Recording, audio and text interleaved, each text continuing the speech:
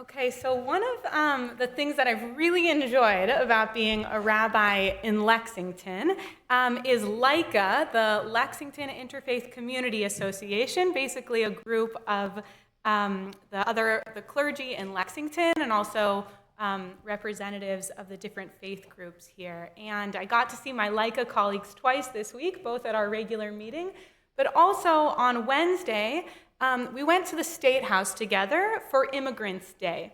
This is an event put on by the Massachusetts Immigrant and Refugee Advocacy Coalition, and it's a day for celebrating immigrants and for advocating for policies that are going to increase safety and justice for immigrants.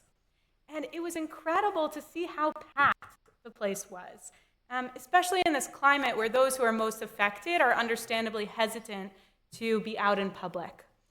There's so much fear and chaos right now, it's hard to discern what to do, but going and being there and seeing so many people who care, so many people who are getting to work, it made me feel that much more hopeful.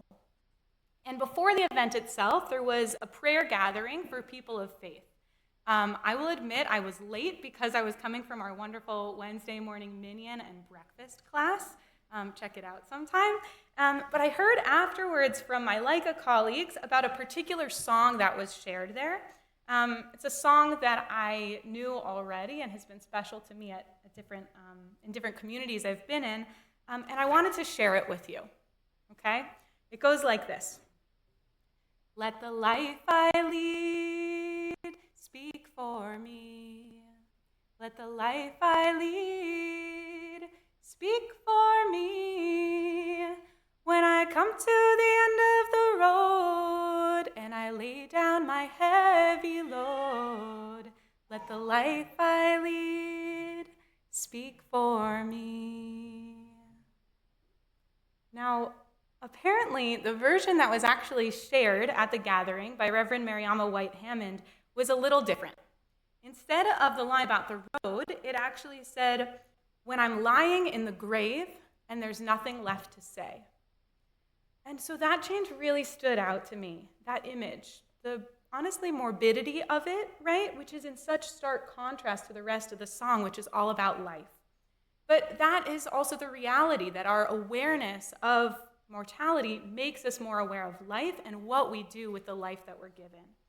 And this contrast between death and life, that's really at the heart of today's special maftir and haftarah for Shabbat Parah, right? The Shabbat of the red heifer, which we read about in our special maftir. Now, this is a section of the Torah that deals with ritual purity and impurity, tahara and tuma. As a reminder, only someone who's tahor, who's ritually pure, may enter the temple in Jerusalem.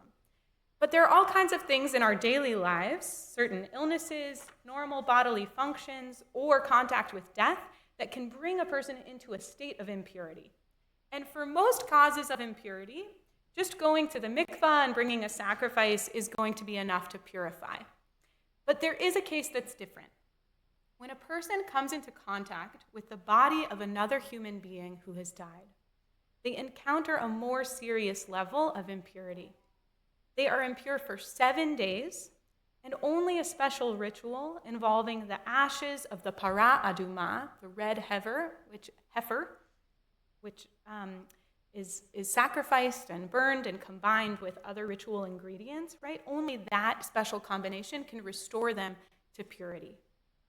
And I think that this ritual possesses a certain wisdom about human psychology, right? Actually, the whole system.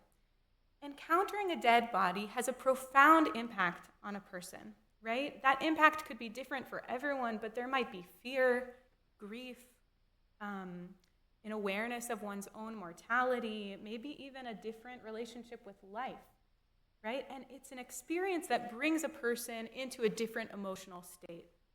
And those emotions are important and valid and should be felt, but we can't stay there forever, right? There needs to be some way to transition back into the community of the living.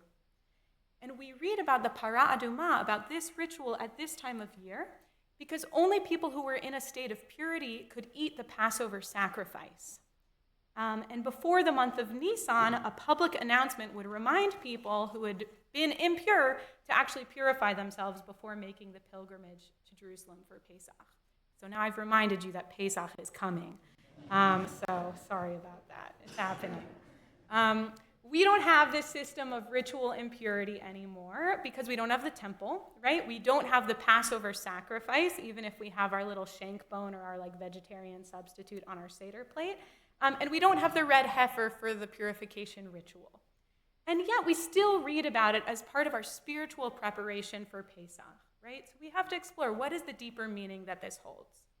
Now, already by the time of the prophets, purity and impurity were not only about being ready for temple rituals, or even about our emotional responses to death, right? The prophets use purity and impurity as a metaphor to speak about spiritual and moral issues in their time. Ezekiel, who we read from in the Haftarah today, he saw people around him engaging in spiritually problematic behavior like idolatry, and also morally unethical behavior. He talks about, not in this Haftarah, but elsewhere earlier in the book, he talks about mistreating the poor and needy, robbery, bribery, adultery, bloodshed, and violence. Right? The list goes on. You know how the prophets can get. So Ezekiel, he describes the Israelites as impure from their sin. But God promises to purify the people. God says, I will sprinkle purifying water upon you, and you shall be purified. I will purify you from all your impurities and from all your idols. I will remove the heart of stone from your body and give you a heart of flesh. A heart of stone. When we hear this phrase, we are reminded of Pharaoh, who hardened his heart, right? And in turn, God hardened Pharaoh's heart as well. To have a heart of stone, like Pharaoh did, is to be willfully indifferent to the suffering of others, to be inflexible, unfeeling, cruel. A heart of stone cannot change. And here, it's not only Pharaoh with the hardened heart, right? Ezekiel describes an entire generation as a people with a heart of stone. But God promises to replace this heart of stone with a heart of flesh, a heart that can feel compassion and connection, a heart that is actually alive. And with this new heart, Ezekiel says the people will have a relationship with God, they'll act with integrity and kindness, and the places that were destroyed will become like the Garden of Eden.